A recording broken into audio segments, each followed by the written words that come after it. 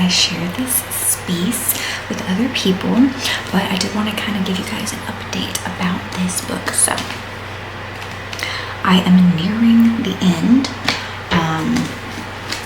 We have had, let's see, I have about like 100 pages or so left, and of course, right as we get about to 100 pages left, we've had some excessive drama happen. We've had a potential tragedy occur. Don't really know what's going on yet. The one issue I'm having with this book, above all others, is that like I'm having a hard time deeply connecting to the characters, and I know that not every book we read we're gonna have that like deep, meaningful connection with the characters. I get that. It's still a very entertaining read. It's very YA, which like if that's your thing, great. The reason I'm kind of like making myself read it is because at one point I was doing the Owl Crate subscription. I think it's called Owl Crate. Yeah. And most of what I got, I think it is geared more towards YA. So most of the books that I got from that subscription box, the short time that I did have it, were YA fantasy. And I enjoy YA fantasy. There are some people who say that Throne of Glass is YA fantasy. I don't actually know. I haven't read the Throne of Glass series yet. I have read ACOTAR. I have read Crescent City. And yes, I am one of those Sarah J. Maas girlies, but I do have a goal of reading Throne of Glass, the entire series, over the summer. So I'll let you know how I feel about that. But for the most part, it just seems like this book is kind of like lacking a little more substance. Like there's just something in my brain that wants just a little more substance. But other than that, like the characters are very enjoyable. The storyline is very enjoyable. The world building is really interesting. The magic is very interesting. So like still a really good read. Not a lot of spice, but there's like a little bit of like warm, fuzzy romantic moments. But yeah, I will let you know what I think of it once I finally finish it. And I'm trying to figure out what I want to read next. I have a giant book haul for my birthday that I want to do with you guys. So yeah. But when I have downtime at work, like when I'm on a break or when I'm on my lunch break, I will sit and I will watch other booktubers, or I will read. But this past week I have not had like any downtime at all. No time to take lunches, no time to do anything like that. So I'm hoping today is different, but we shall see. But that's it for now.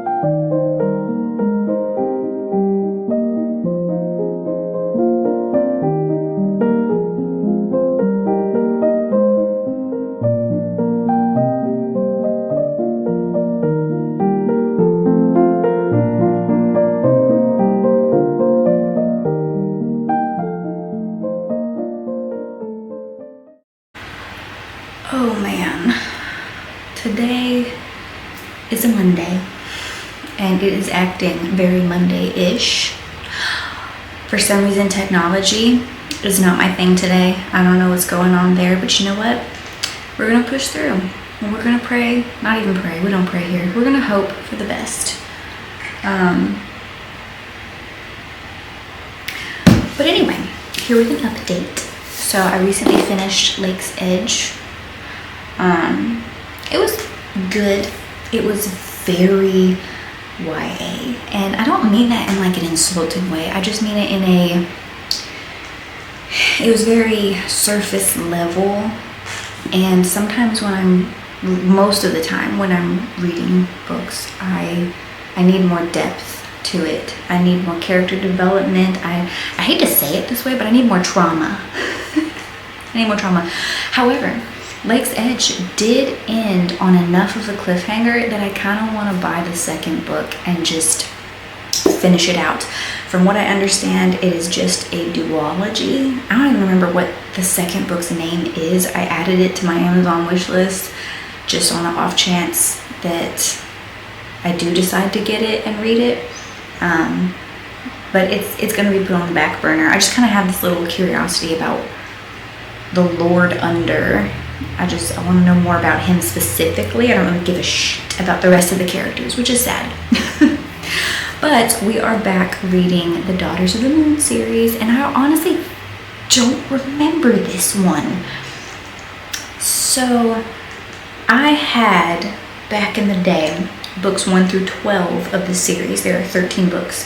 So I knew that I had never read the 13th book. I ordered it recently. I have it in. But I thought that I had read all of the previous 12 books. So either I did and I just really don't remember the last few, or maybe I skipped this one for some reason. I don't know, but I do not remember anything about this book. All the books before this, I remember snippets of it. But this one, not really. This one in particular is following Jamina. We love Jamina. She's very bad girl-esque. Honestly, when I was younger, my favorite daughter of the characters was Serena, because she has, the forbidden love plot with Stanton, and we love Stanton. Like, come on. We love our morally gray villain type, but who, tragically falls in love with one of the good people. We love that. So when I was growing up, she was my favorite. Plus she plays the cello, like her aesthetic in the stories was like what I aspired to be. But honestly now, as an adult, first off, I don't aspire to be any of them. I think I may have mentioned this before, or maybe I mentioned it on an Instagram post of mine, but like these girls, these books, I don't know why I didn't see it in my preteen years, but these are very much annoying ass teenage girls. And look, I probably didn't notice it at the time because I was one of them. I was like between 13, 14, whatever, when I read these books. And these girls in the books are like between the ages of 15 and 17. So I was this annoying, superficial, oh my God, Brad at the party didn't acknowledge me, so my life is over. That type, yeah, that's what they are.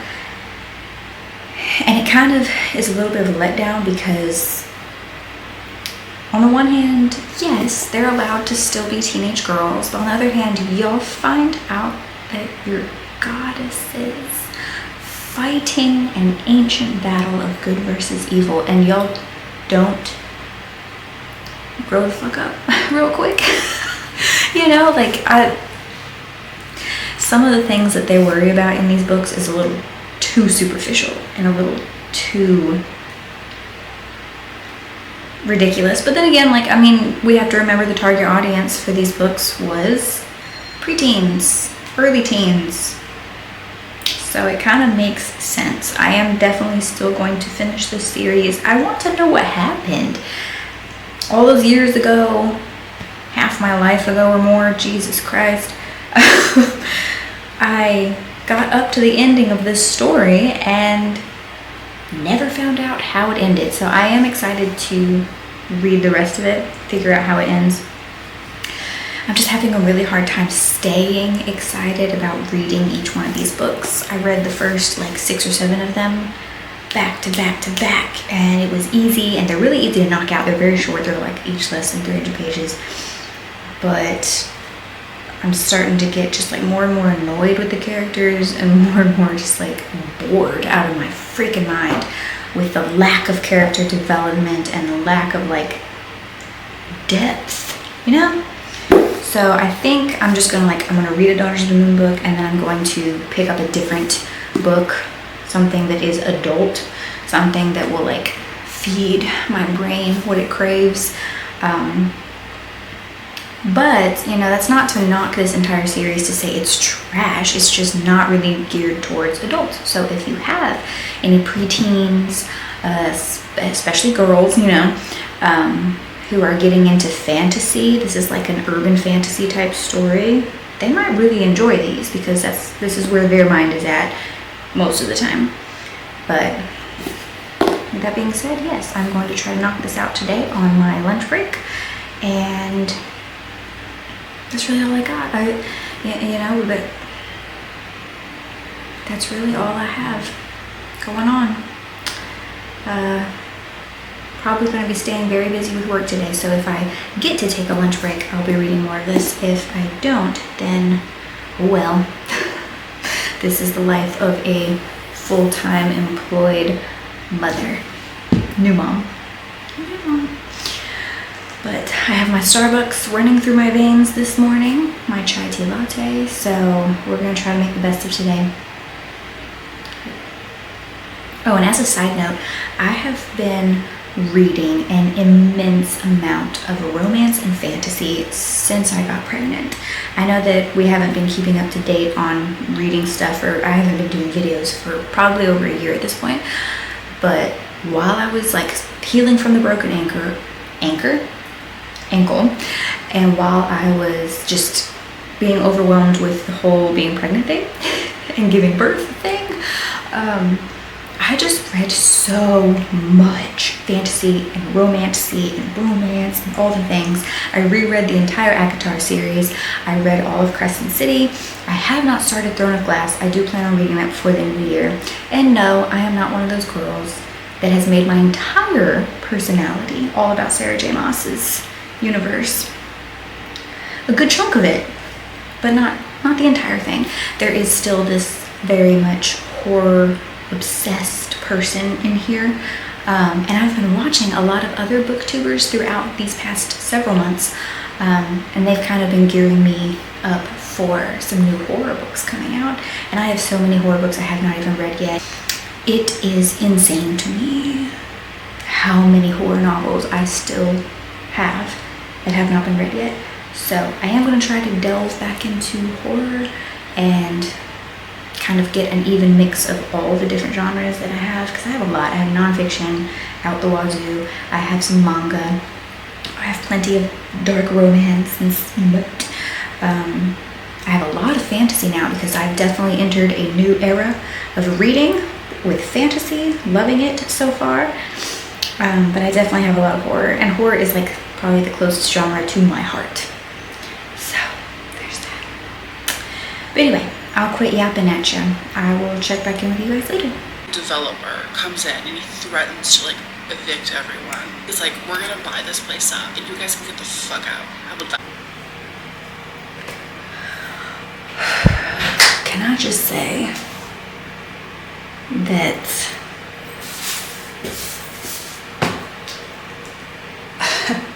I need to get my bangs back.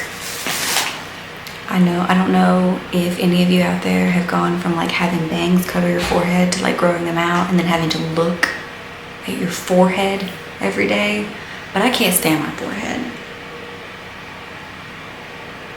So I need my bangs back. So just prepare. I don't know when it's gonna happen, but someday, if I can afford to get my hair done, I'm getting my bangs back. Anyway, it's Tuesday. We love Tuesday. We hate Tuesday because it's not Friday. But you know what? I found out yesterday that next Monday is Memorial Day. When did that happen? When did that happen? We don't know. But that's exciting. And I actually get that day off. So 3-day weekend. Hallelujah. And my type of job, we rotate on-call weekends. So thankfully, I didn't end up having to work this next weekend because that would mean basically working the entire 3-day weekend. And we hate that. But instead of actually going to Starbucks this morning and spending $8-9 on one drink, I decided to stop by a gas station and get a couple of these little things. I know it's not the same, but these are actually quite tasty. So I have a vanilla one, woo, and I have a white chocolate mocha. So I don't know which one I want to try first, but I'm gonna go put the other one in the refrigerator here. So we have a cute little, I won't say cute, but we have a nice little break room here. And then I also could not help myself, peanut butter Muddy Buddies. So that's not good, people. We're trying to, you know what, it's not even that we're trying to lose weight, because I actually, like, I know it's kind of awkward being a female and talking about weight where other people can comment on it, but I mean, if we have learned anything through social media, it's that people are going to comment on your weight whether or not you bring it up. So, I recently had a baby. He is 2 months and like a week or two now. And you know, it takes 9 months or more for your body to balloon up and do what it does to have a baby, right? So anybody out there who thinks that your body just goes right back to being normal, you are delulu, for starters. Your body's probably never going to be quite the same, but you can, you know, do certain things to get it close to what it was. Needless to say, I have not had time or the energy to actually start a good workout routine, so that's something I'm trying to work on in the near future. And then, yeah, I've been doing some skincare because, like, let's just be real for a second. Your belly, your little belly, gets kind of loose and colorful. We're just gonna leave it at that for the squeamish people. But if you know, you know. And so I've been trying out these different skin products on my belly to help with stretch marks and to help with like that kind of saggy skin. Like, my doctor said that your skin does kind of like tighten up again. It just takes a while. So you do have to be patient with this process. It's going to take a lot longer than 2 months for your body to even get remotely back to normal. So if you've just had a baby, if you're out there and you're going through it and you're like struggling with body image, just know that you are not alone and we're going to get through this. Maybe. Ignore the eye twitch. But anyway, yesterday, knock on wood. I don't know why I'm already knocking on wood. That's the type of job I have. Yesterday was actually a pretty good day at work. So we're hoping we keep this momentum going throughout the week. And yeah. So, oh, also reading update. I am very close to being done with this. Less than 100 pages left for sure. And these books read so fast. And you know what? Even though yesterday I told you guys that I was not super excited about, you know, reading these books or reading, you know, continuing on with the series because it was getting a little ridiculous, I'm actually really digging this book now. Something happened and my brain is just like latched onto this plot twist and this like these new mythological creatures who are being introduced in this book that were not in the earlier series. So that's kind of cool. I don't know. I am enjoying this book as much as I enjoyed the very first book. So this may actually be a 4-star read. Lately, all of the books have been only a 3-star read because they've just kind of like been passably okay. Whereas this one, I'm really starting to enjoy it. And I think a lot of that has to do with the fact that we're not having to deal with these very superficial and ridiculous love interest stories, like the backstories that propel the plot. Because like, let's just face facts, all the men, all the boys in these books are ridiculous, like stupid. They do a disservice, although they are teenage boys, so, and they're teenage girls, so I mean, it is what it is. But anyway, I am most likely, if we have a slow day and I'm actually able to take a lunch break, knock on wood, I should be able to plow through that book and finish it pretty quickly. So I did bring the next Lore Appendix. Look at her. She is beautiful. What is this, volume 6? Volume 6. And if I keep looking over there, it's because I have one of those cameras that, you know how everybody has those cameras now where the little screen flips around so you can see what you're filming? Well, mine flips to the side instead of up. But whatever. Isn't she gorgeous? Also, how do you say Hekate's name? Is it Hecate? Hecate? Hecate? I started saying Hecate because I watched this YouTube video about her a long time ago, and this British man with the sexiest British voice I've ever heard pronounced it Hecate, and ever since then I can't not do it. Like, if I say her name, it's Hecate. I don't even mean to, but here we are. Anyway, I gotta get to work. I'm gonna pop open one of these Starbucks and get it moving today, because I would like eventually to read.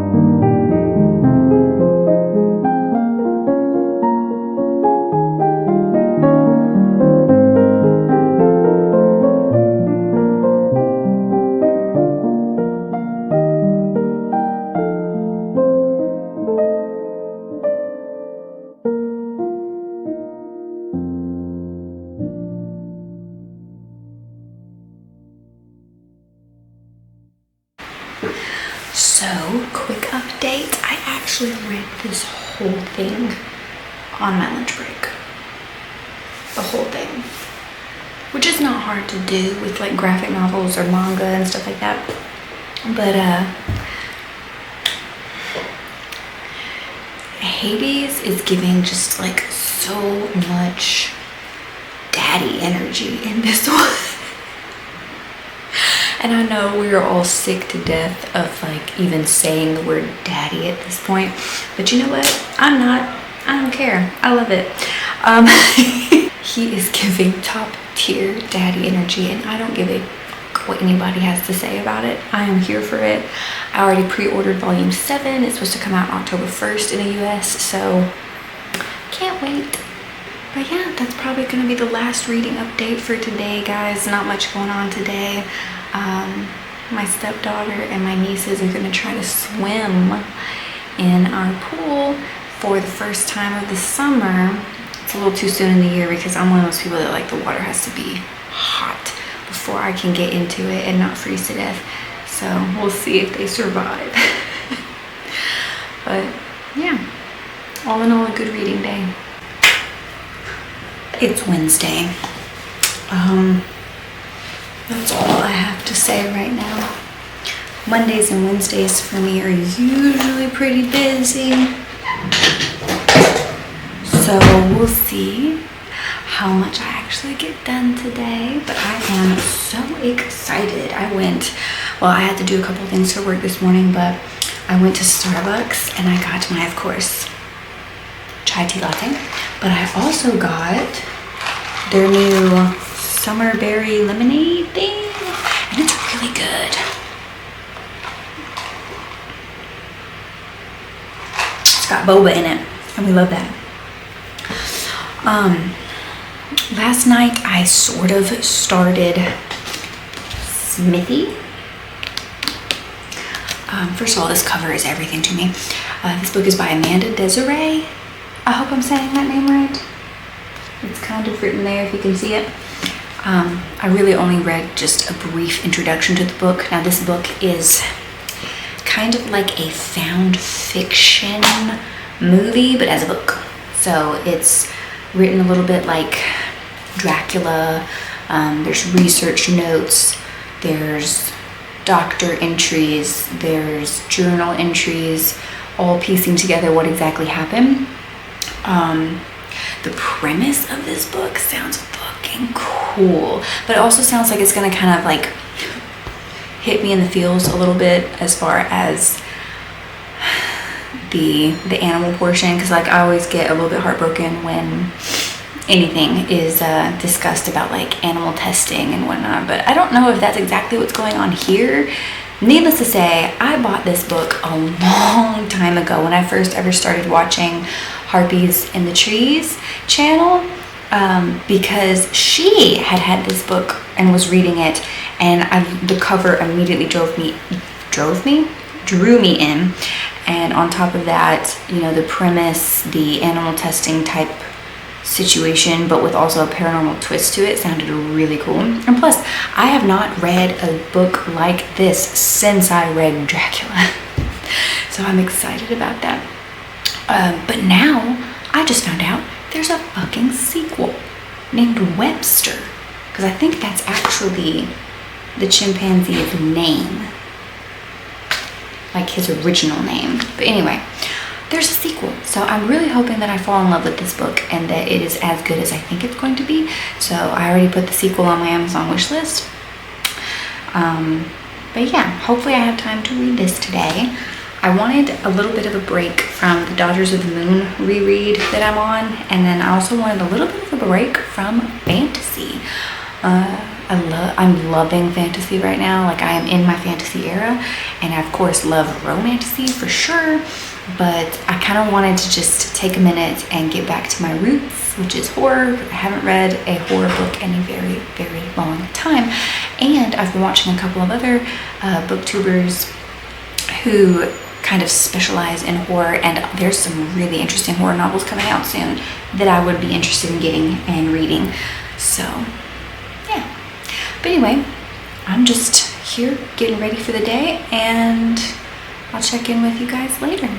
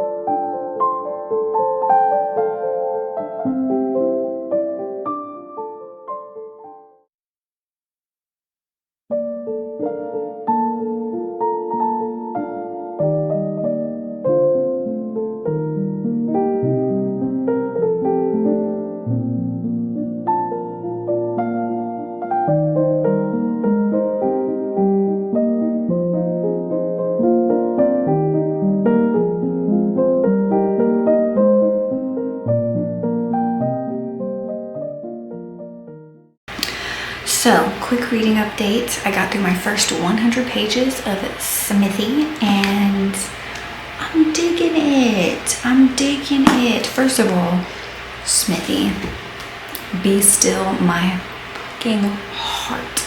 Okay? Like animals just, especially like little baby and like, come on now. A little baby childlike chimpanzee. Now there are a couple scenes in here. I don't know if it gets any more graphic or disturbing as we go along, because obviously I've never read this book before, so I don't know what all potentially happens to Smithy. But can I just say that in the moments where he is like being described as like being afraid of something unseen and stuff like that, my heart threatens to burst in my chest. I could just like picture this poor little like baby chimp just being afraid and not understanding what's going on, and it just makes me want to cry a little bit. But let's talk about the people, right? Let's talk about the characters, the research assistants who take part in this, because like I said earlier, this book is made up predominantly of like field notes, journal entries, letters, and they're from everybody's different perspectives, right? Some of them I am enjoying their perspectives. Some of them I find are a little bit annoying, but I'm honestly enjoying everybody. I'm enjoying everybody, and this story does not feel overly focused on the people element. And what I mean by that is like, it's not, I kind of feel in the first 100 pages like most of these characters are relatable, but not necessarily, how to word it, they're not like super emotionally attachable characters. I have no idea if I'm making any sense whatsoever, but let's just say that the characters are basically built to be enjoyable, but I'm not like super attached to any specific character as of yet besides Smithy. But anyway, the first few entries, like, don't get me wrong, this book definitely is starting out as a slow burn, but I figured it would be just based off of the premises alone. Like, we are on a ride for a very lengthy scientific experiment type situation. It's setting itself up to potentially be a haunted house situation. I do not know if that's actually where it's going to go, but that's kind of what it sounds like. So I don't actually know if that's a spoiler or not. My bad if it is. But that's kind of like what it's set up to be. I'm assuming that's where we're going. But I'm enjoying it. I'm enjoying the atmosphere. I'm enjoying the language used. Definitely enjoying the interactions with Smithy.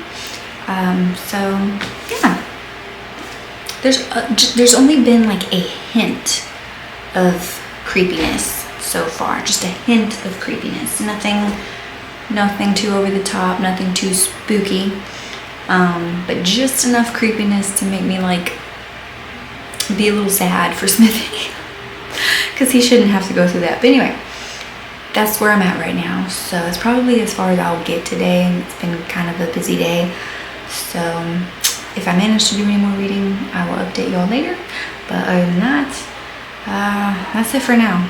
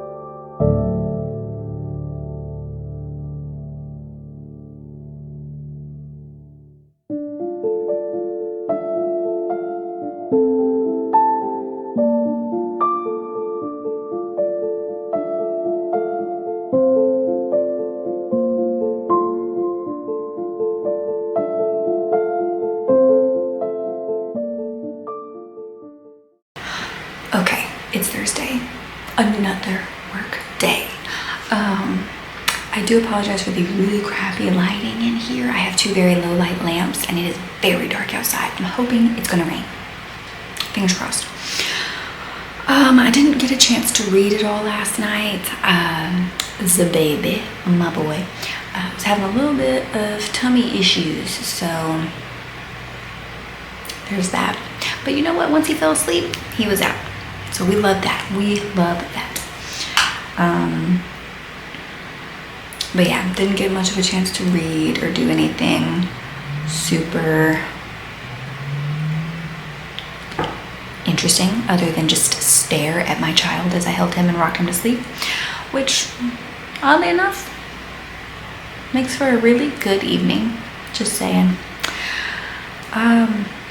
Also, if there are any like first-time moms or old school moms out there who have been through this a few times, how do you make sure that you actually eat and drink things and take care of yourself when you're at home with your kid or kids? Because like when I'm at work, if things are not crazy busy, I at least remember to eat sometimes and drink things.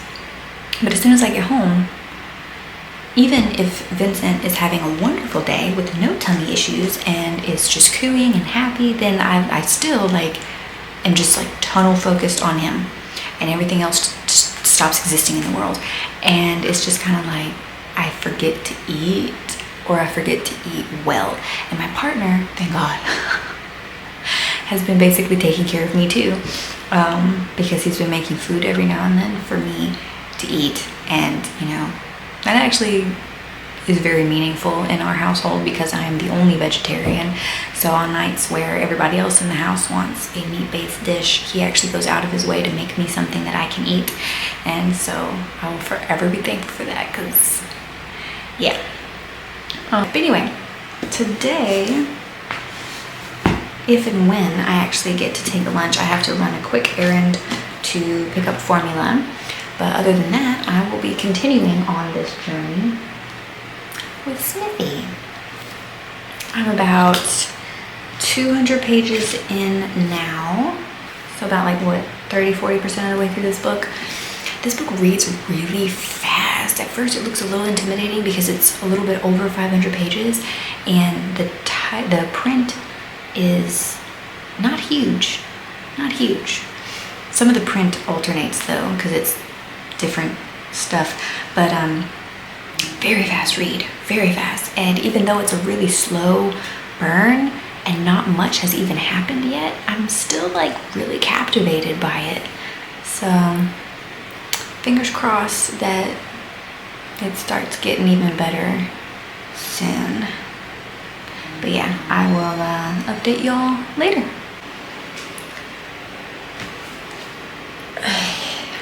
I don't even know what to describe about this book. I'm now almost 300 pages in to Smithy. Things are getting a little wild and I'm really liking it so far. Now don't get me wrong, don't get me wrong. When I say wild, things are definitely still like slightly smoldering. We're not in a complete wildfire moment in this book by any means, okay? This book is not one for the over dramaticness of some horror. This is definitely not like a super fast-paced, extreme shock value type of horror book. So if that is what you enjoy reading, I'm gonna tell you right now, you're probably not gonna enjoy this book. But if you like a slow burn, a very creepy and unique take on a haunted house situation,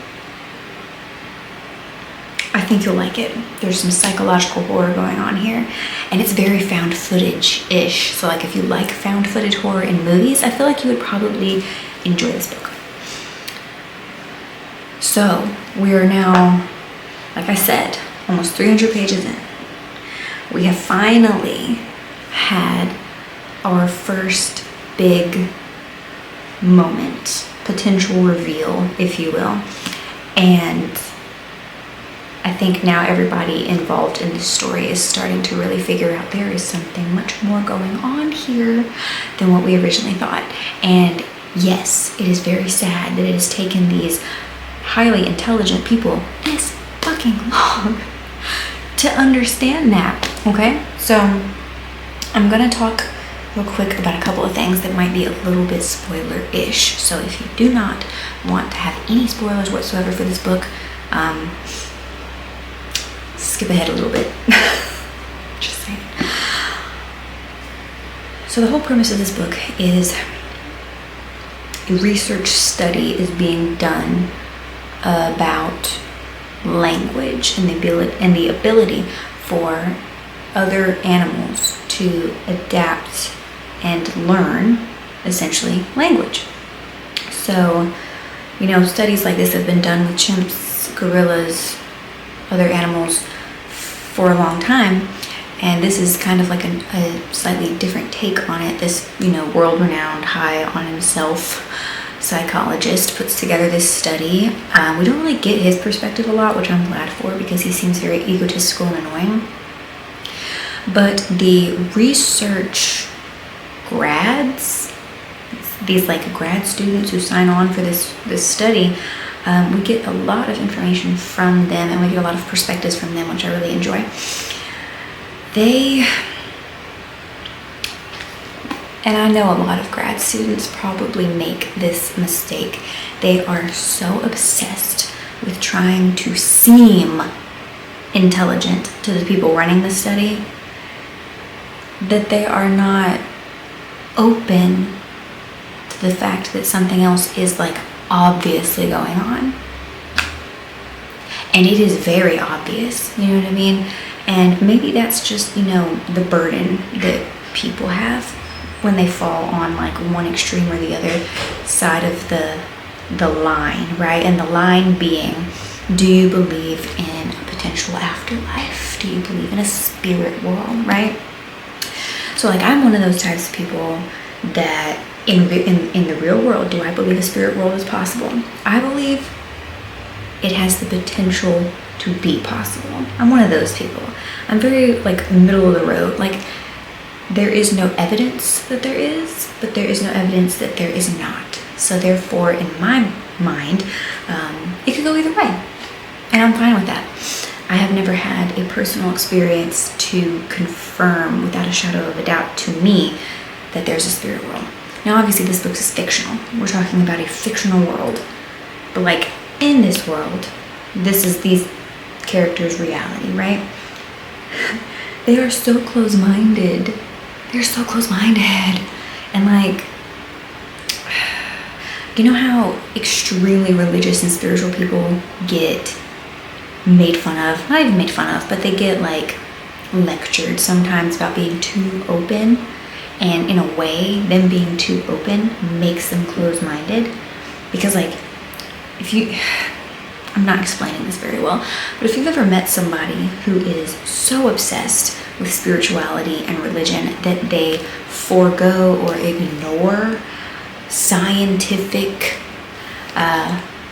assistance like medications or doctor's visits or things like that, then you know that these super open-minded people are actually very closed-minded because they are not doing what they really need to do at the end of the day. Well, the same can be said about the other side of the spectrum, right? So a lot of scientists in the mental health field and beyond feel that because they are scientists, they are very open-minded. But in reality, a lot of times they get bogged down so much in the facts and what is evident to their eyes that they miss out on everything around them. And it's so frustrating. It's so frustrating. This poor chimp, Smithy, oh my God. There's been a couple of times where I have just wanted to cry for him because like he is actively telling these people that something is going on, and the only way that he knows how, he's signing to them, and they're just assuming that he's this dumb animal who is making mistakes, even though the mistakes he's making are only one type of mistake. And they point to one specific thing that is going on. He never makes any other mistakes. There's literally one mistake he makes. And because of that one mistake, or a mistake in their eyes, they're willing to like write him off. And it's like, he's not messing up the sign. He's telling you what he is seeing. And it makes me hurt so bad, because like he's had so many moments where he's been terrified and shaking and crying and asking for help. And because no one else can see what he's been seeing, and no one else has, prior to this one experience they've had, no one else has been experiencing what Smithy has been experiencing. He's just alone. He's just alone in this, and it makes me just like, it makes my heart hurt so bad for him, because it's like, oh my God, you guys gave this highly intelligent ape language, and then he's using that language to the best of his ability to try to ask for help. And y'all want to immediately think that he's just making a mistake because he's some dumb animal. And I'm just like,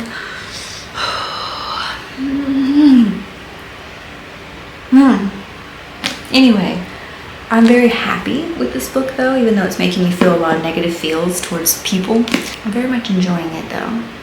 It's nice to get back into reading horror that isn't like super extreme horror right off the bat, because extreme horror and me are not like super friends. We're not super friendly.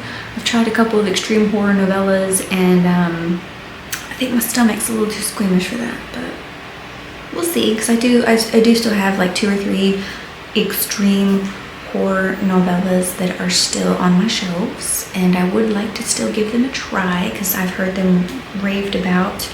I don't know if I'm going to be in the headspace for those anytime soon. We'll see. But yeah, that's it for now.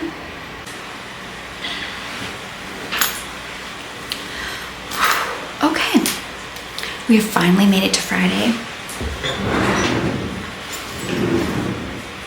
We are highly, I don't know why I'm saying highly. We are very excited that it is Friday. And it's a 3-day weekend. We love that for us. And yes, I'm about to use my own camera as a mirror,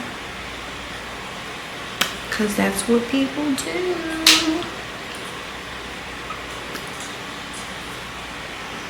I am that bitch. And I just got it all over my face. We don't care. So, it was my birthday this month on the 12th, on Mother's Day. And it was my first Mother's Day. So my partner got me an Ulta gift card, and I don't wear makeup that much anymore, to be honest with you, because it takes time and energy, and I don't have either one of those in excess anymore. So there's that. But I'm trying out this new NYX Professional Fat Oil lip stuff. I don't know which way I should be holding it. It's this.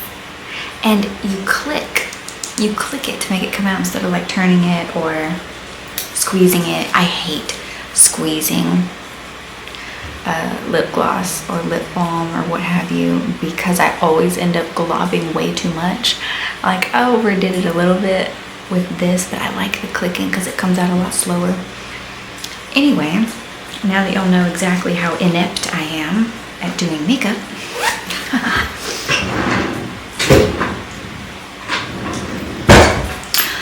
I don't have an update on Smithy. I didn't get to read any last night, but yesterday before I left, look at that. Look at it. I have less than 100 pages. I have like 60 pages, if we're being honest. I have like 60 pages left in this book, and I'm so excited to finish it. I'm like right at that point where we're starting to see statements being made by some of the interns and whatnot. And I think we're finally going to be getting some answers. And I know it's like, oh my God, we've been in this book for like 400 plus pages now. There should be some answers. And I'm so sorry that I keep sniffling. I keep sneezing because my allergies are just through the roof today. I don't know what it is. My office is a little bit on the dusty side. I need to go and like get like a little duster and clean it properly because that's been getting to me a lot lately. So glad I didn't bother with any eye makeup today. Let's be real, I don't bother with any makeup most days. Like most days you're just gonna see the raw, real life horror of motherhood. So here we go. But yeah, I didn't get to make any progress on Smithy last night. To be fair, I had a few hours last night when I was watching Vincent and he was sleeping, he was chilling, and I could have read. But lately I have been having really strange feelings at nighttime. I've been creeping myself out a lot. I had a situation happen to me a few nights ago, maybe it was a week ago by now, but I honestly believe it was a, what is it called, hypnagogic hallucination. I truly believe it was. I don't have hallucinations.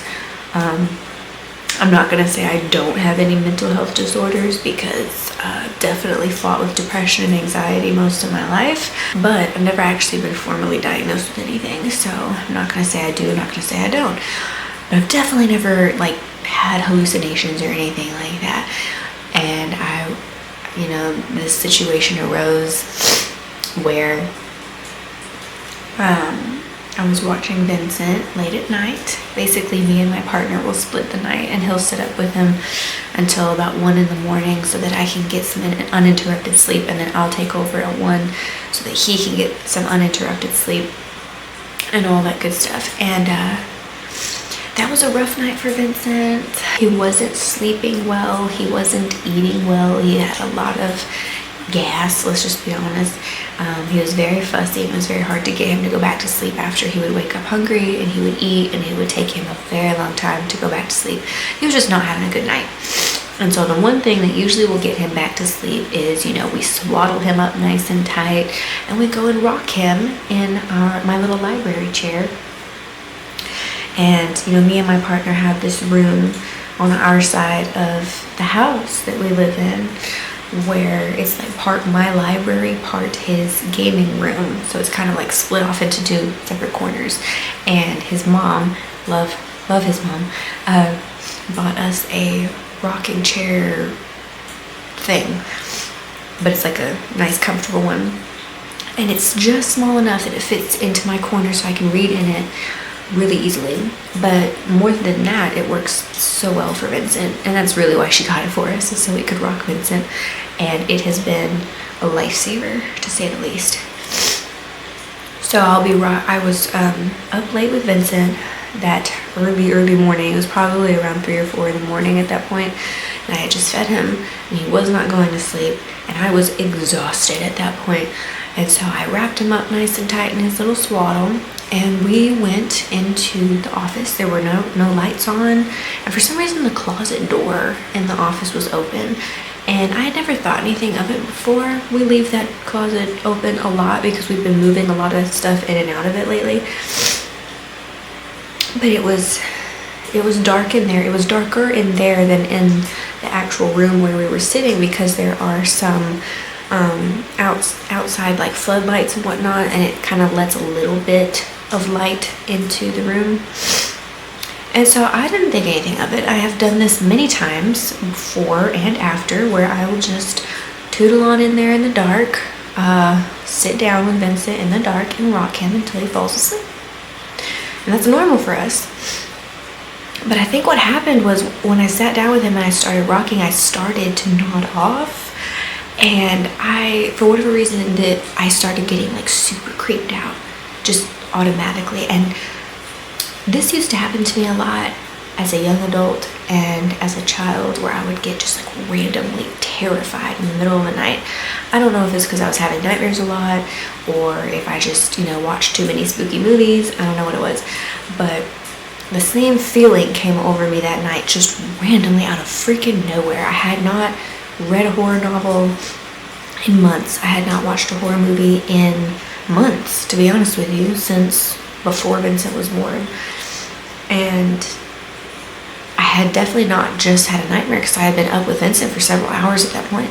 So it was very strange to me that I just suddenly got this overwhelming sense of terror. And that's why I think I was having a hypnagogic hallucination, because it's like that weird in between awake and sleep state where like part of your brain is trying to dream or something. And anyway, I started getting more and more terrified, and I kept looking over at the closet for some reason because it just felt like there was a wall of blackness in the closet. And I know that sounds cuckoo for Cocoa Puffs, but it just felt like the darkness in the closet was darker than it should have been. And so I kind of turned the chair facing away from the closet because it was creeping me out, and I just, I kept rocking Vincent, kept going on, and out of the corner of my eye, I thought I saw a gigantic figure. Like, this figure was crouched in the doorway. The doorway is like, 7-8 feet tall. This figure was like crouched down with its head like partly above the doorway, like he was in the closet, and like he was like peeking down. And I could see this like pale-ish face like peeking down, and the doorway's like here, and it was like peeking down, and this big hulking black body, right, filling the entire doorway. That's what I saw in my peripheral vision. That's what like came through into my brain, that what was happening was there was like some kind of evil creature in the closet. I know, it sounds ridiculous, but that's why I think I was having a hypnagogic hallucination. Because that's never happened to me. Even though I have always wanted to have a paranormal encounter, I've never had a paranormal encounter. I've had some creepy situations happen where I thought maybe it was something paranormal, but they were never really explained. But I definitely do not think there is a monster in the closet. I don't think that there's some kind of evil entity out to get me or little Vincent. I really just think that I was rocking Vincent and I was half asleep, and for some reason my brain just tripped out. Because once that happened, it like snapped me awake enough because I was so afraid. I like picked Vincent up real quick. We got out of the chair, we got out of the office, and I went and laid him down. And then at one point I took him into the bedroom with my partner because I just kept getting more and more creeped out by the whole experience in the dark. And so I took him in there, and my partner sat up with me for a while talking, and we turned a light on. And once the light was on, I immediately was fine. I was immediately fine. I don't know. I was like sitting there feeling so stupid because I was like, I really just freaked so bad out for no reason. That really just happened. But anyway, enough about hypnagogic hallucinations. I love that word. I didn't even know that was a thing until I was listening to Astonishing Legends on YouTube. Shout out to them. They're an amazing podcast. They're also on Spotify and Apple Music and all that stuff. But I was listening to their 3-part series about... Actually, no. Recently, I've been listening to their series about black-eyed kids. But I think when I had heard the term, I was listening to their series about shadow people. And basically what that was. But yeah, I heard that term. They kind of explained what was going on with that, and that's how I found the term, and I looked it up on my own just to kind of confirm that that's what it was. And I was like, damn, that's never happened before. I've never been that tired, but then again, I've never been a mom before. So yeah, anyway, I am definitely prepared to finish Smithy today unless things get buck wild. They sometimes do that on Fridays here, so it might not. If I do end up finishing Smithy, I did go ahead and grab the next Daughters of the Moon book. I'm on number 10. This is Maggie's story, origin story, I believe.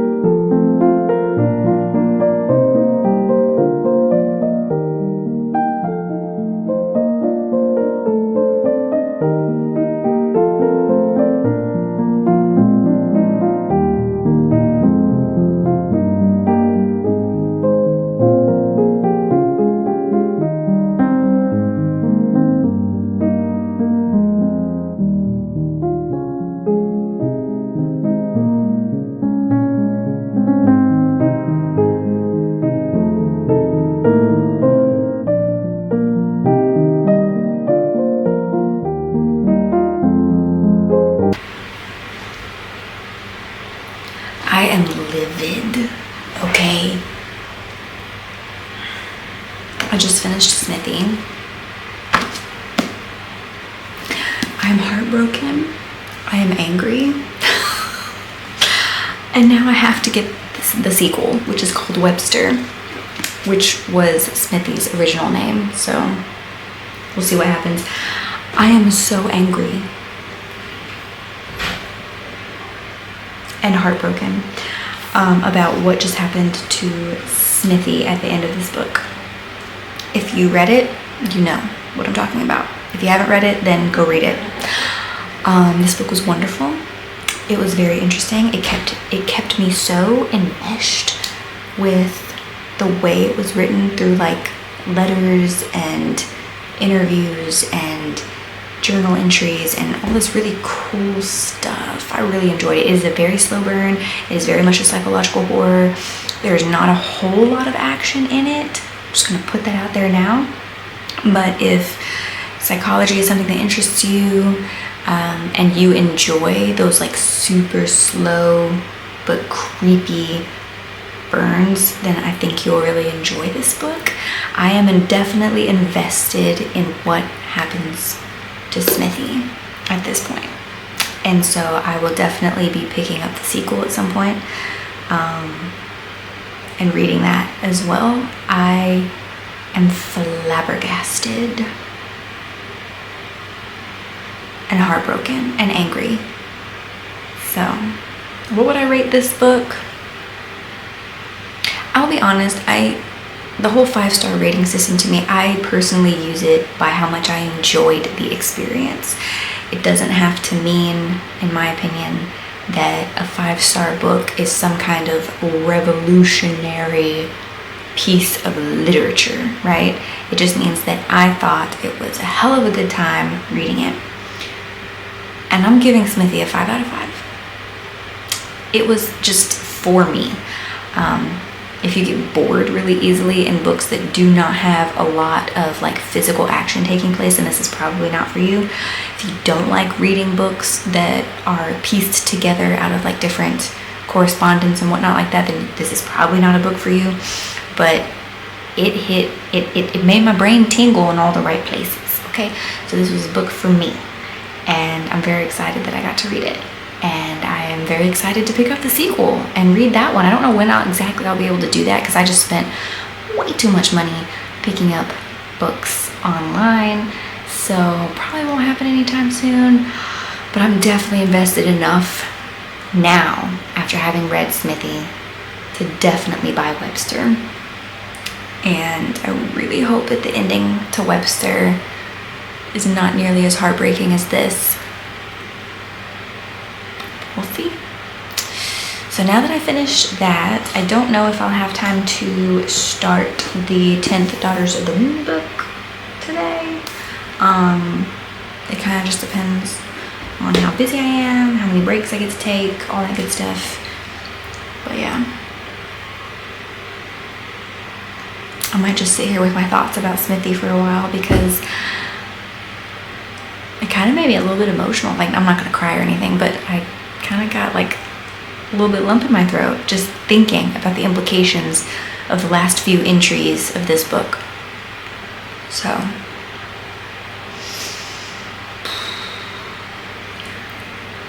yeah, it's so hard not to talk about spoilers, but I'll keep it all in. All right. So it is Tuesday, May 28th.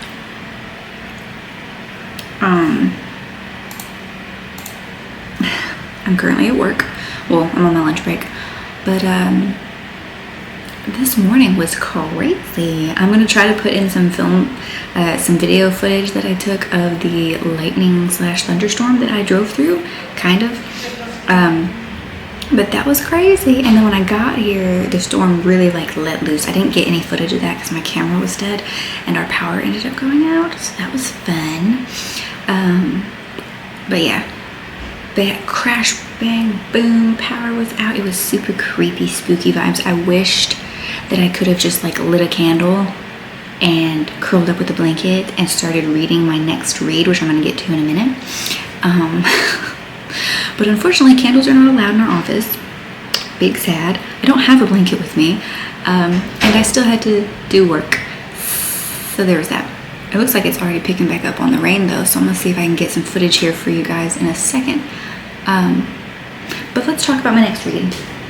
So, I had such a good time reading Smithy, and it was so nice to kind of be back in my horror element, if you will, that I decided to continue on and pick up another horror novel. And this one has actually been sitting on my shelves for well over a year now, and that is Seed by Anya Allburn, or is it Anaya? I have heard so many different booktubers pronounce this woman's name so many different ways. I think it's Anya Allburn, but y'all correct me if I'm wrong, because honestly I am too lazy to look it up and see if there's like some moment where she says her name on YouTube or something. I'm too lazy. Let's just put that out there and call it for what it is. I'm too lazy to look up the way we're supposed to say this woman's name, but I have read The Shuddering by Anya Allburn, and let me tell you, that book, chef's fucking kiss. All right, that book was everything in a horror novel that you want. Yeah. In fact, I may reread The Shuddering for this winter, because it's definitely like a winter horror vibe. But yeah, we're gonna go with Seed for right now. It's one of her shorter books that I have on my shelves, because I do have a couple of her books. I have Dark Across the Bay. I have Within These Walls. It was between Seed and Within These Walls. Within These Walls, it sounds phenomenal, and it sounds right up my alley because it brings in a little bit of like forensic psych stuff that I'm obsessed with, but it's a much larger book, and I just was not wanting to commit to a larger horror novel right now because my mood, for just being honest, my mood has taken a turn for the worse. I have been super angry lately, super irritable, super on edge with everything, and I mean, I'm sure there's a lot of contributing factors to that. Sleep deprivation, newborn, having horrendous tummy issues, and that is just making both day and night not pleasant to experience lately. He is doing better though. He is doing better. And then on the stress of work, this mom guilt. Oh God. Mom guilt can suck it. Okay? Because like there's no escaping it. You feel guilty when you go to work for being away from your child, but you also feel guilty anytime that you enjoy being away from your child. But then you feel guilty for not like being superwoman when you are with your child, and then it's just like mom guilt never stops. Found that out. Anyway, I'm going to sit here, eat some, I almost said gold apples. Where the fuck am I right now? Goldfish. I'm gonna go eat some goldfish while I'm on my lunch break and read at least the first chapter of this book before I hop back into work. And yeah, enjoy.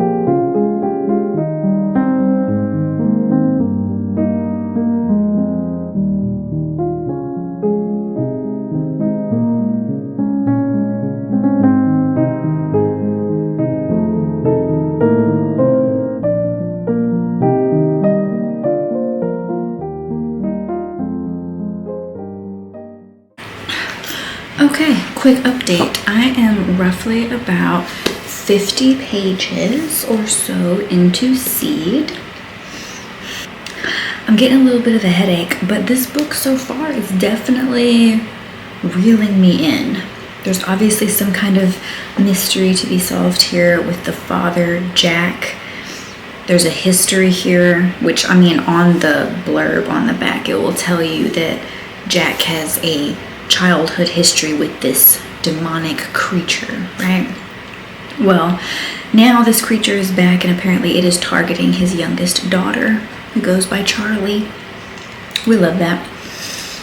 We don't love that she's being attacked. We love that she goes by Charlie.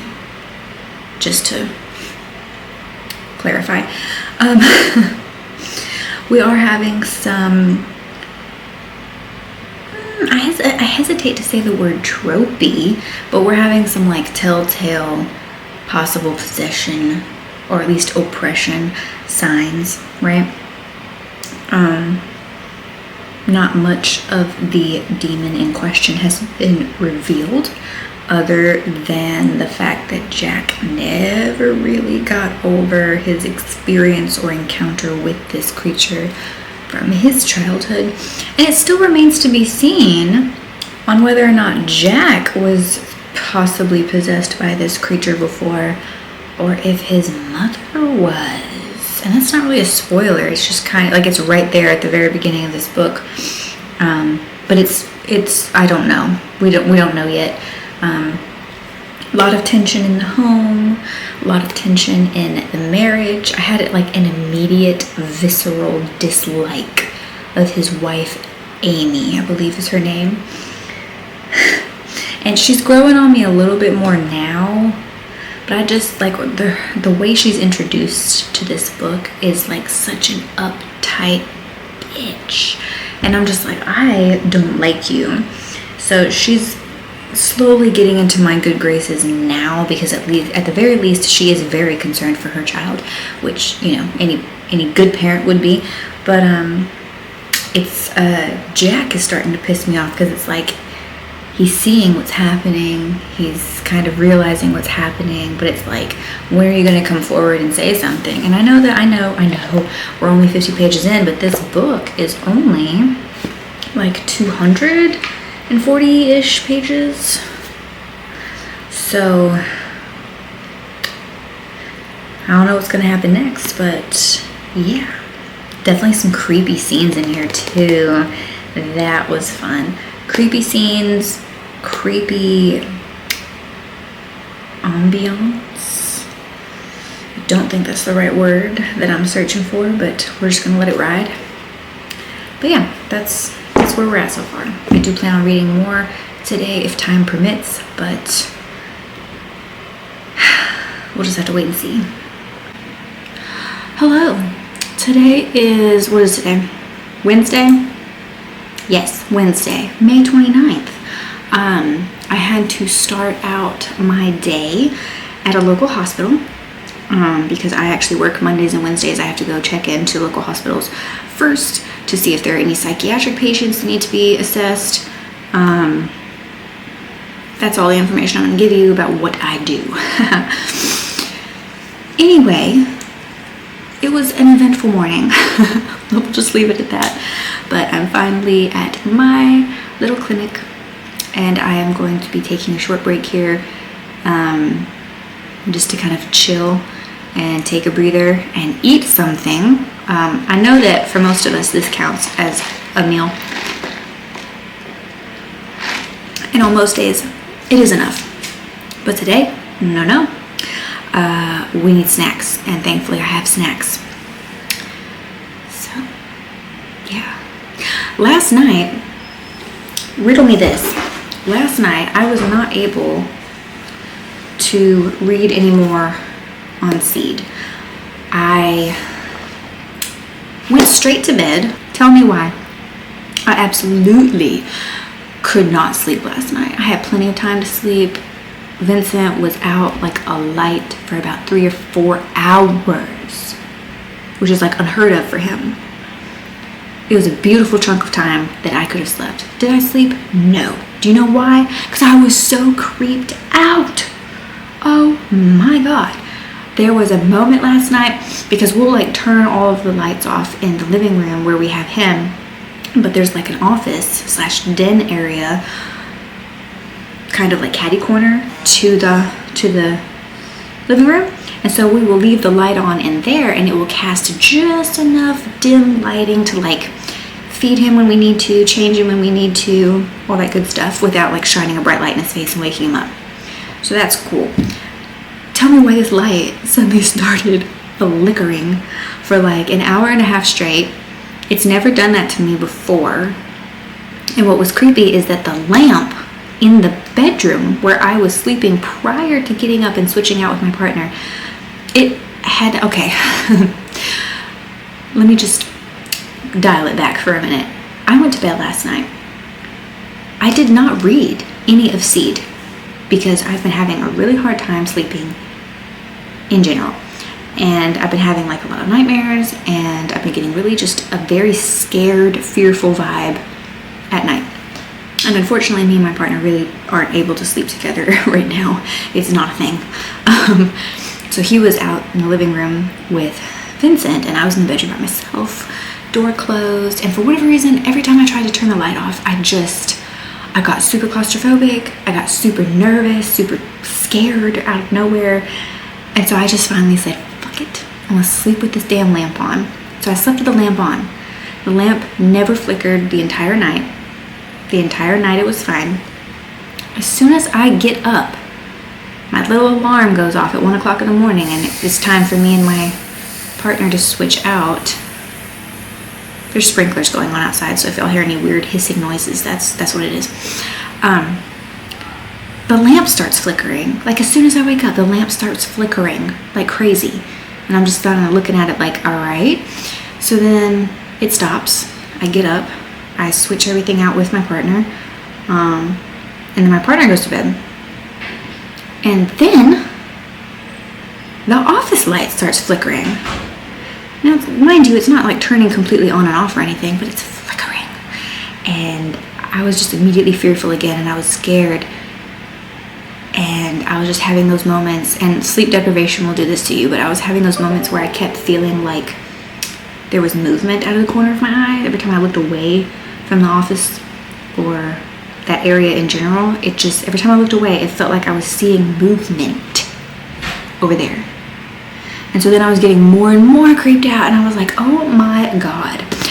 I need to take a break from horror, you guys. I need to take a break from horror because I'm not sleeping.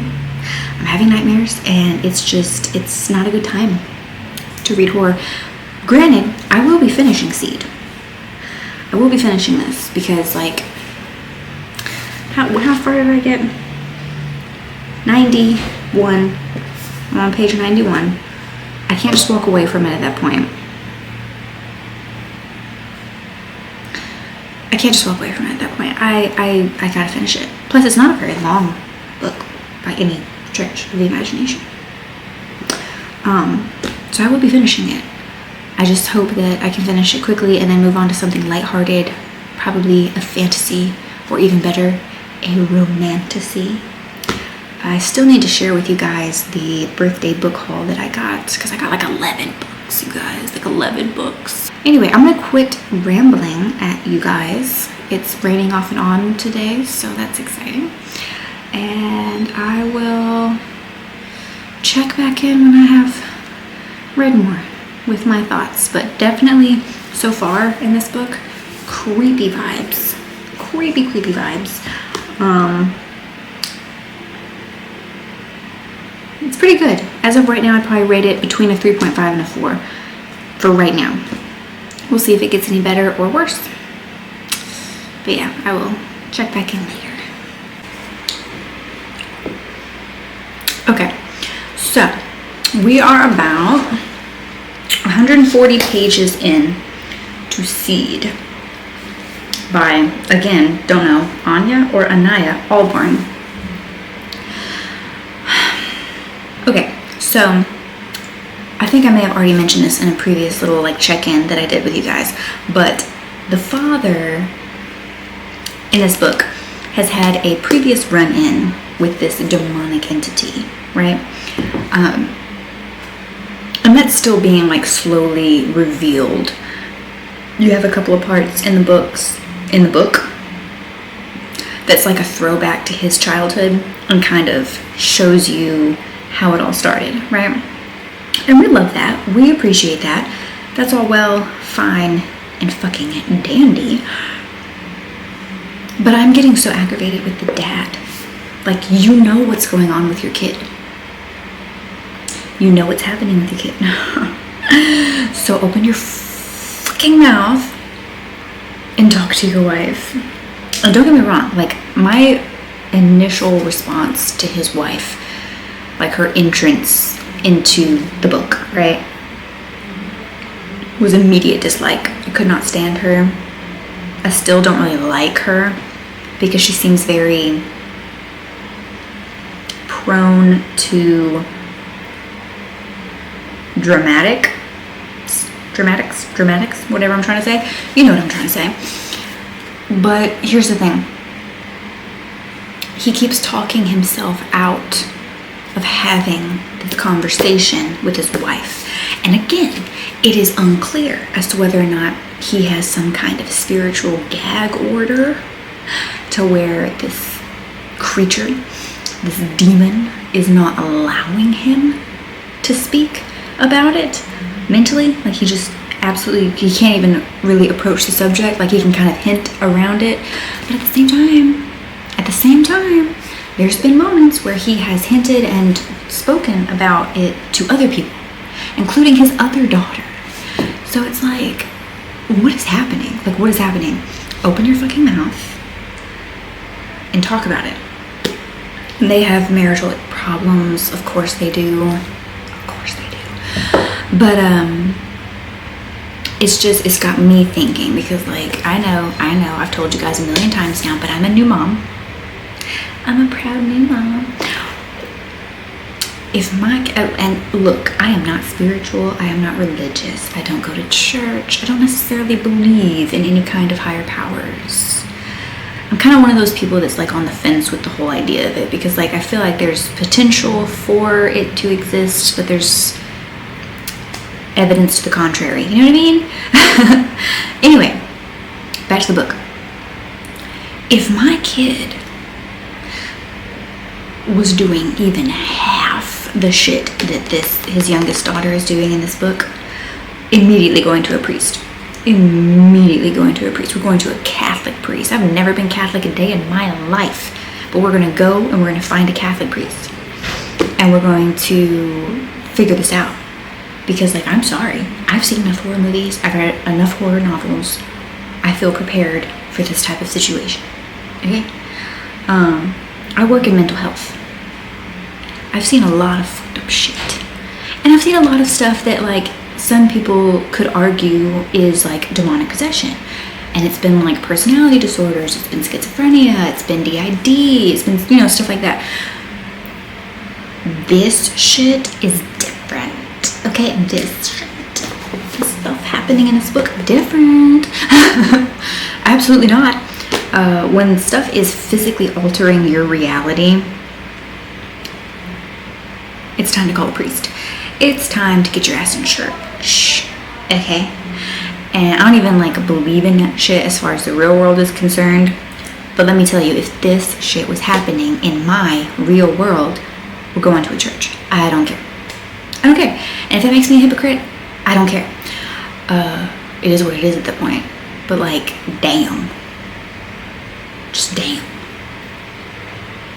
And the one thing that irritates me the most about like all demonic possession books, movies, TV shows, what have you, they always portray the people who work in psychology and psychiatry as the most close-minded, charlatan, used car salesman type people.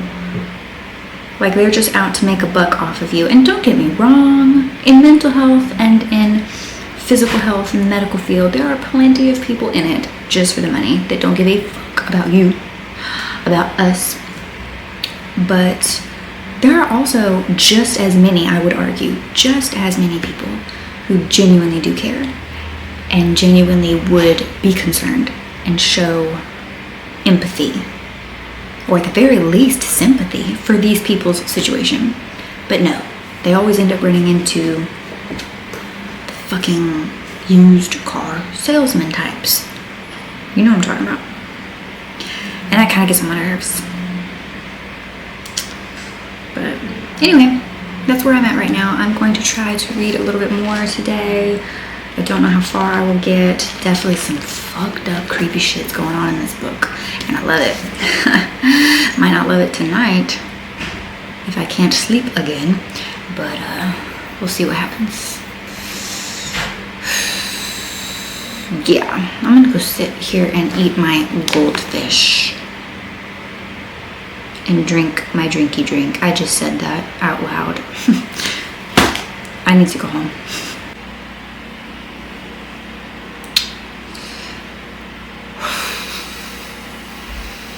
It's Thursday, and I just finished this book.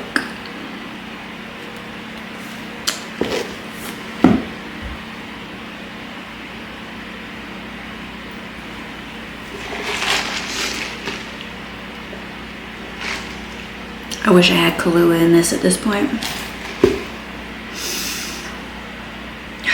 Okay, so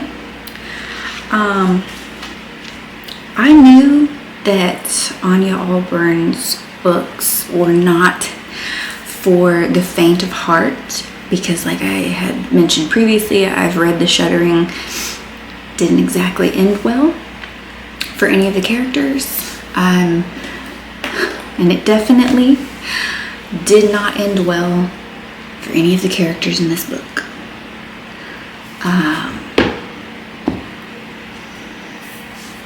We'll just say that. We're just going to leave it there. My thoughts on the book: it is very well written. The characters are interesting enough to keep you engaged, but there's definitely a lot of character flaws that make you dislike, especially the main two parents, for the majority of the book, especially Jack. Oh my god, Jack.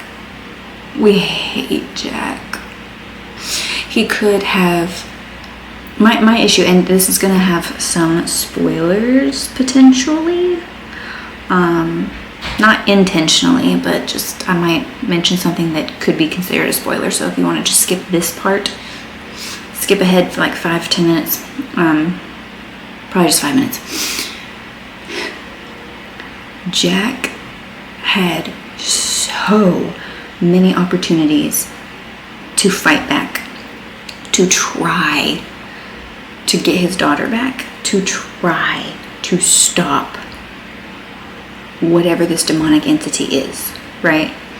He had so many opportunities to show some sort of effort, right? Whether it was seeking an exorcism or talking to a priest or yada yada yada. And he chose to ignore and disregard and bury his head in the sand until it was too late. So Jack got what he fucking deserved, in my opinion. As far as the rest of his family, damn, I felt so bad for Amy, the wife.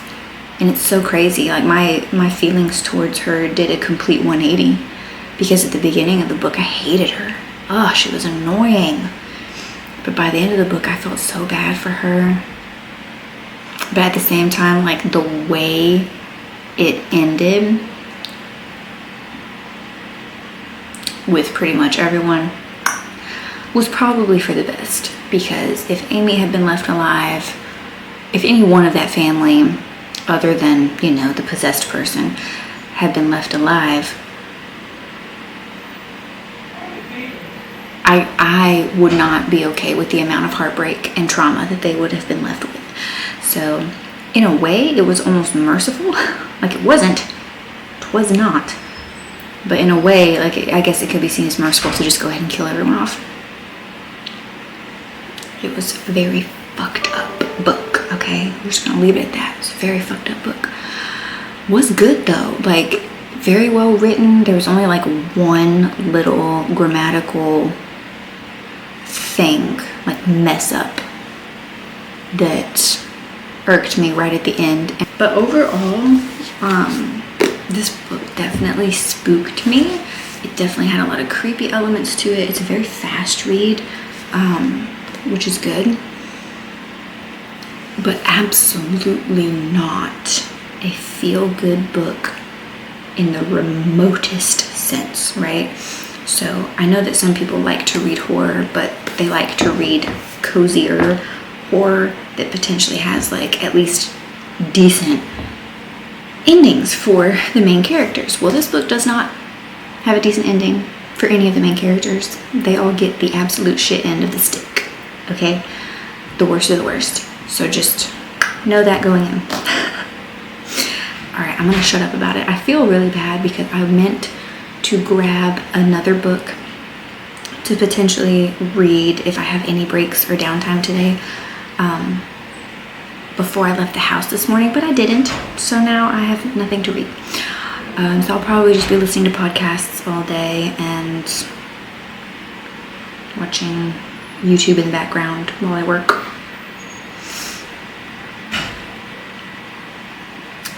But anyway, I hope you guys are living the best life.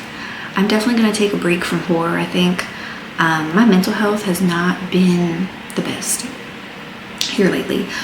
I'm not going to go into it here, but it definitely has not been the best. And I think reading books like this, while fun and entertaining, for me personally, they tend to kind of zap me emotionally, and they tend to kind of drain me mentally, and I'm already drained. Like, there's nothing in here at this point to drain. So instead of a negative feeling book, I really want something positive and uplifting. So I think I'm going to dive back into fantasy, romance, romantasy, something along those lines for my next read, because this took a lot out of me mentally, and like I said, I don't have anything to take right now. But overall, I would probably give this book a solid 4 stars, just because it is very well written, and it is definitely creepy, and it definitely has like a spooky horror feel, which is the point. So I'm gonna sit here and sip my coffee and try not to worry too much about evil in the world. I'll check in with y'all later. Okay, so we are going to be closing out this excessively long vlog for the month of May with a birthday book haul. Now, normally I would be filming in front of my actual books in my library, but that spot is currently occupied by my partner, who is rocking my son, who has decided that he doesn't believe in sleep unless it is while being held and rocked. So there's that. So I'm going to be talking quiet again. My whole life has been made very quiet lately, so I do apologize for the less than adequate audio on this vlog, but I am saving up to actually get a microphone so that even though I have to talk quiet, y'all can still hear me, right? So I have about 1, 2, 3, 4, 5, 6, 7, 8, 9 books here that I want to do a quick little haul with you guys for. And this was purchased through birthday money, so normally I do not have hauls nearly this big when I purchase books, if I purchase books. So this particular book has been on my wish list for a hot minute, and when I went to Entertain Mart, it just happened to be sitting on the shelves there. This is not a book that I have seen out and about at other stores, but it was just sitting there, apparently waiting for me. So had to get it. And the sequel to it was also available, and I believe the 3rd book in this series is coming out pretty soon. So let's just get to it. And the first one is called The Ever King by L.J. Andrews. So The Ever King was there, and then of course, you know me, I saw The Ever Queen, and I had to get it. So we now have these two books. I'm not really gonna go into what these books are about. I'm kind of just hauling them with y'all, but needless to say, they are like a fantasy romance type situation. Pretty much all of these books are fantasy romance because I am in my romantasy era. Okay, it's happening. It's a thing. So even though I have like thoroughly been enjoying reading horror again recently, the haul took place back when I really didn't want much to do with horror. So that explains that. So yeah, these are the first two books. I want to say this is like totally enemies to lovers. Yes, enemies to lovers, touch when you die vibes. We love all of that. In fact, most of these books probably follow those same tropes because let me tell you, I am not ashamed to admit that when I find a trope I like, I am perfectly okay rereading that trope with different characters and different plots over and over and over again. Judge me if you want, okay? Judge me if you want. But that is my feel-good trope, and I will never be embarrassed or ashamed admitting it. Next up, I went to Books A Million. I am not entirely sure if Books A Million is a nationwide company, but it exists here in Texas, at least in parts of Texas. And it is what I consider I hate to say the Walmart of books, but yeah. When they say Books A Million, they mean 1 million or more, for sure. So while I was there, I knew I was going to be picking up this lovely book. I've been seeing this everywhere, so you probably already know what it's about. And that is Sweet Nightmare by Tracy Wolff. It has the beautiful sprayed edges. Beautiful red edges. I've been seeing this book everywhere. I want to say it has like dark academia vibes. I want to say this is somewhat rivals to lovers / enemies to lovers, what have you. But I've been seeing this book everywhere, all over BookTok, BookTube, yada yada yada, and I was like, I'm really digging the colors and the cover and the vibe. So what's this about? So yeah, I'm pretty sure this is more like rivals more so than enemies to lovers. But yeah, definitely a dark academia type vibe along with fantasy, and we just love that so much. We just live for that. So picked this book up at Books A Million, and while I was there, I saw this in the YA section. Now, if y'all know me, if you've been following this channel at all for any amount of time, I'm not a huge YA person. With that being said, sometimes certain books fall into the category of YA that I really don't believe should be there. For instance, the entire Throne of Glass series was originally in the YA section at Books A Million. It has since been moved because Sarah J. Maas basically has her own aisle now. But it used to be just chilling in the YA section. The Twilight books were in the YA section, which those belong there for sure.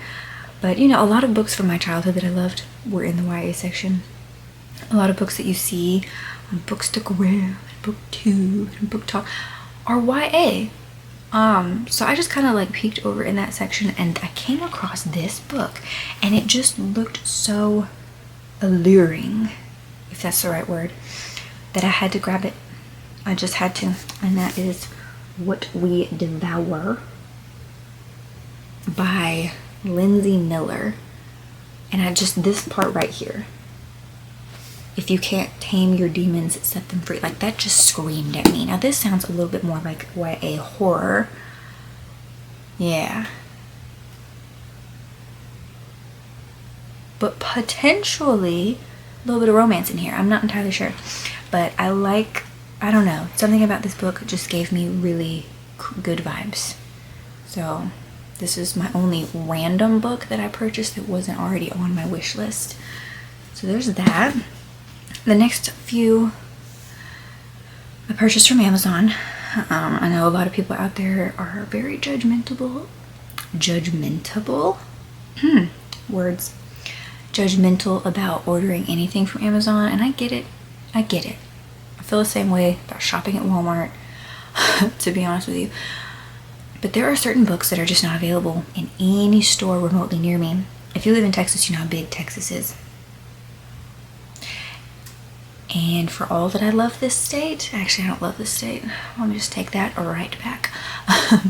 For all that I'm okay being here, this state isn't the greatest when it comes to bookstores. Like, there are exactly 2, 3 if you kind of count Entertain Mart, but there's 2 bookstores that are literally just bookstores near me.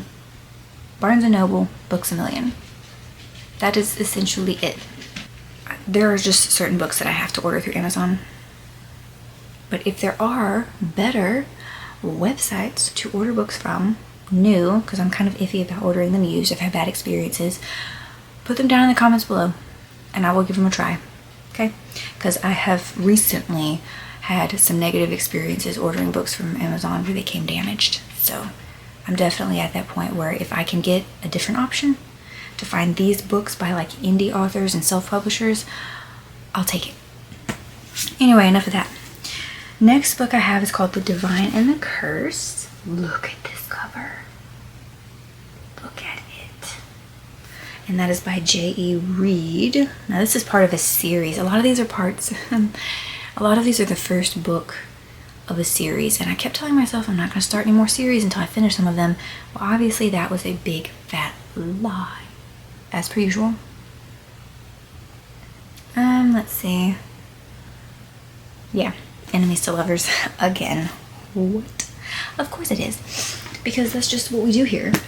Next one is one that I saw all over BookTok for months on end. And you know, at first, I just really didn't think it was for me. And it might not be. I haven't read it yet. It just might not be for me at all. We don't know yet. But it is a fantasy, possibly romantasy book. I kept seeing it being associated with like heartbreak and devastation and all of these things that you should not necessarily want to feel, but that I love getting from books. So yeah, that would be For Mist and Tar. All of these books have just amazing covers, if you noticed that. And that is by Jennifer J. Hoffman. But yeah, I saw this book all over BookTok for literally months on end, and it took me forever to finally put it on my wish list. And it, you know, it has really good reviews, or decent reviews. And so I was just like, you know what, fuck it, we're gonna try it, okay? Next one is one a lot of you probably already have heard about. That is Lovely Bad Things by Trisha Wolfe. And it was so confusing to me because Sweet Nightmare is written by Tracy Wolfe. Trisha Wolfe. For the longest time I thought this was the same author. And I was like, I'm pretty sure this is more YA and this is like dark romance. So what? Not that you can't cross genres as an author, of course you can, but I literally had it in my head that those were the same author, and no, they are not. So this is part of the Hollows Row series. If you know, you know. I have not started it yet. It's actually on the shorter side, so I might start this soon. But yeah, I've heard that it is very much a dark romance, and we love that. I honestly have not read a dark romance in a hot minute. Probably not since Hunting Adeline. Honestly, Hunting Adeline took so much out of me. Spiritually, emotionally, everything, mentally, that I kind of just wanted to stay away from dark romance for a bit. But we are back and we're wanting to continue. Next up is another book that is the start of a series. And that is The Hidden Falling. Again, with these damn covers, they're so beautiful. And that is by Kelly Cove, and this is part of the Hidden of Vercaria. No idea how to say that, but I believe there are werewolves or shifters or yes. And again, I think we do have somewhat of an enemies to lovers trope here. This is another one that I kept seeing all over Book Talk, and I was kind of like on the fence about for a while, but here we are. And last but not least was one that I really wasn't sure I was going to buy, but ultimately the cover convinced me to buy it. And that is Gods and Monsters. Like, this book does not have the most consistent best reviews, I'll be honest, because I did look at reviews for all of these books, and a couple of these books have very mid reviews, and a lot of them I haven't heard really anybody talk about them, so that could be a good thing, it could be a bad thing. This is also part of a series. It's book 1 of the Gods and Monsters series, and this is by Janie Marie. Chunky boy, for sure. Oh, I didn't even notice this back art. Isn't that pretty? Beautiful. But yeah, just something about this book just drew me in. There's a plague involved. There's monsters becoming humanity's saviors involved. There's just, you know, falling in love with monsters involved. You know, we just love that. We love all of that. So I'm gonna give it a try. It'll probably take me a hot fucking minute to finish all of these books, considering I still have over 100 books in my current physical TBR that I have not read, and that's not even touching my Kindle. And I feel like I've been neglecting my Kindle a lot lately, so I would like to kind of get back into the habit of reading off of my Kindle here and there. But yeah, lots of books for my birthday. I will not be having a big haul like this for quite some time. So yeah, but this is gonna wrap up the vlog, you guys. This all took place in the month of May for my birthday. Thank you guys for sticking around. I know it's been a very long vlog. I'm gonna try to cut them down a little bit shorter in the future, but we'll see. And yeah, I will see you all in the next one.